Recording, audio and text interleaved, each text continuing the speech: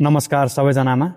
आज मैले वाचन गर्न गइरहेको कविता चाहिँ जापानमा कार्यरत आकाश गिरिजीले लेखेर पठाउनु भएको छ। कृपया पुरा सुनिदिनु होला है त। यादका पानाहरूमा बाँचेको म, यादका पानाहरूमा बाँचेको म, जिन्दगीका ती घुम्तीहरूमा हामीले सँगै हिँडेका अनगिन्ती सपना बुनेका थियौँ। तर समय त आफ्नै नियममा चल्ने रहेछ। उसले न त बाचा सुन्छ न त मायाको गहिराई नै बुझ्छ। आज म तिम्रो साथमा छैन, आज म तिम्रो साथमा छैन, तर तिम्रा यादहरूको संसारमा अझै कतै बाँचेको छु।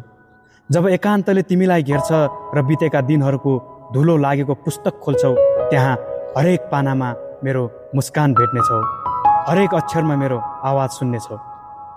तर सत्य यति मात्र हो, तर सत्य यति मात्र हो, म अब त्यो दूरीको पारी पुगिसकेको छु जहाँबाट फर्केर तिम्रो वर्तमान बन्न सम्भव छैन।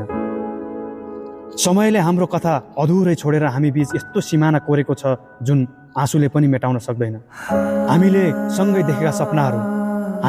देखेका सपनाहरू अब बन्द किताबभित्र थुनिएका छन् र ती खुसीका क्षणहरू स्मृतिका पुराना तस्बिर बनेर झुन्डिएका छन्। तिमीले जति खोजे पनि म अब केवल सम्झनाको छाया मात्र हुनेछु, स्पर्श गर्न नसकिने तर बिर्सन पनि नसकिने। यदि कहिले यादका पानाहरू पल्टाउँदा तिम्रा आँखा रसाए भने मेरो अनुपस्थितिलाई होइन, हामीले बाँडेका सुन्दर पलहरूलाई सम्झिनु। किनकि प्रेमको सबैभन्दा ठुलो पीडा बिछोड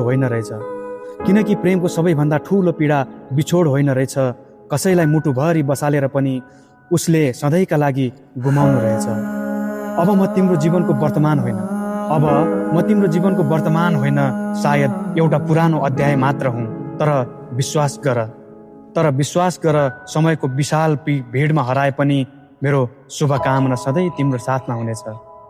र जब कुनै साँझ पुराना यादहरूको ढोका ढकढक्याउने छन्, त्यति बेला सम्झिनु म तिम्रो जीवनबाट टाढा गएको हुन सक्छु, तर तिम्रा स्मृतिहरूबाट कहिल्यै मरेको छैन। म त्यही छु यादका पानाहरू बीच एउटा अधुरो कथा बनेर। धन्यवाद।